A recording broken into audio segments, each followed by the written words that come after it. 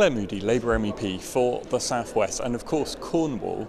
How significant is this gap in funding? For Cornwall, this is a hugely significant problem for the county as a whole. Cornwall gets the most funding of any region in England, and while the problem we're talking about actually affects the whole of England, Wales and Scotland are fine because of devolved government, Cornwall is the area which gets the largest, as I say, the largest amount of funding, approximately 500 million over a few years.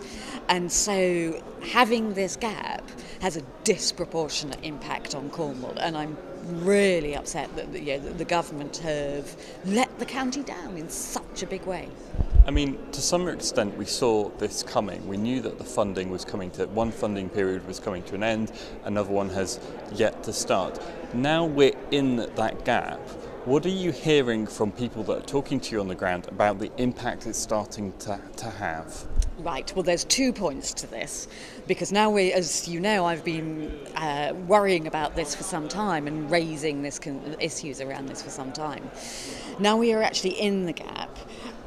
There were conversations that happened between government and councillors in Cornwall where those councillors were led to believe the government would cover the funding gap, and they now understand that that's not happening. Any money for covering this gap is money that's left over from previous projects, not new money, which it desperately needs to be. And this gap exists because of government incompetence, and I'd quite like to know whether government MPs in Cornwall have been on this. But your other point, which is, right, what's the impact? Well, this level of money is going into starting up businesses. There's something called Outset, which is providing exactly that support for SMEs. A single project alone could lose 7.8 million as a consequence of losing this funding, and that's not just abstract money. That's hundreds of jobs. That's potential for the county and knock-ons into supply chains, and that's just one project that we're talking about with that. I mean, I guess you and the council are trying to get to grips with how large this problem could be, but how long can we expect this to go on? I guess it's something that you're kind of trying to encourage out here in Brussels for things to move forward. Absolutely, yeah. I mean, we should not be in this position to start with, but now we are in this position. We need Eric Pickles, the national government, to get a programme together and properly to devolve powers, because the other thing that's going on underneath this is that it looks like DCLG are sucking up the powers and actually taking away the decision making about how that money is spent in Cornwall from Cornish people, and again that is completely unacceptable. How long have we got to go before we start to see job losses from what the people you're talking to on the ground? We're not talking about just the huge amounts of money, just the jobs that are not being created as a result of this funding, but these are projects that employ people that are not getting funding at the moment. My understanding is that as a consequence of this, operational programmes should have been agreed by the end of last year. They're still not agreed. My understanding is that people have been given redundancy notices already as a direct consequence of that. And again, as you say, this is it's not just a sort of straight line, that's it, those people's jobs are going.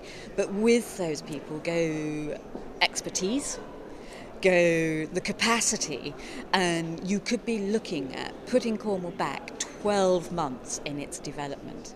And again, I make the point, it isn't because somebody has stuck a pin in a map that Cornwall is getting this money. There are solid criteria that the Commission use to ensure that those regions that most need the funding are the regions that get it. And Cornwall has well exceeded that bar, and it is the only area of England that has. So for the government to let Cornwall down this badly is frankly a disgrace.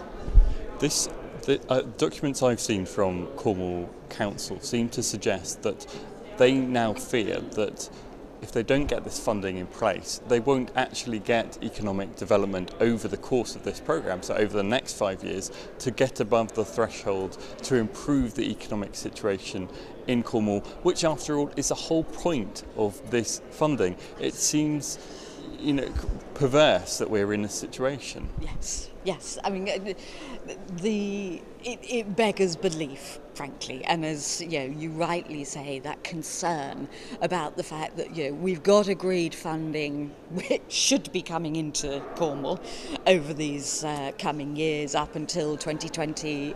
That's all agreed. That should be in place and going on.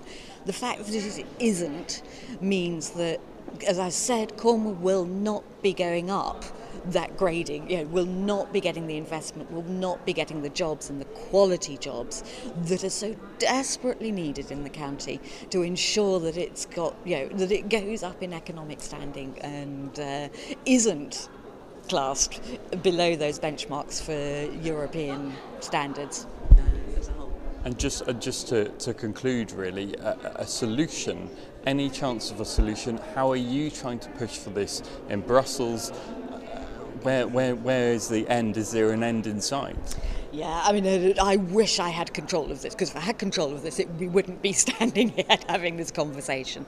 However, I have, as you would expect, been talking to the Commission, seeing if there's anything that can be done to expedite this.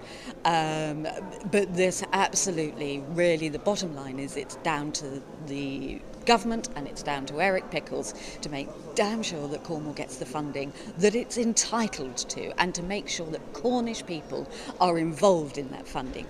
And in the meantime, to ensure that there is new money to bridge that gap, to make sure that Cornwall doesn't lose this vital 12 months in its development.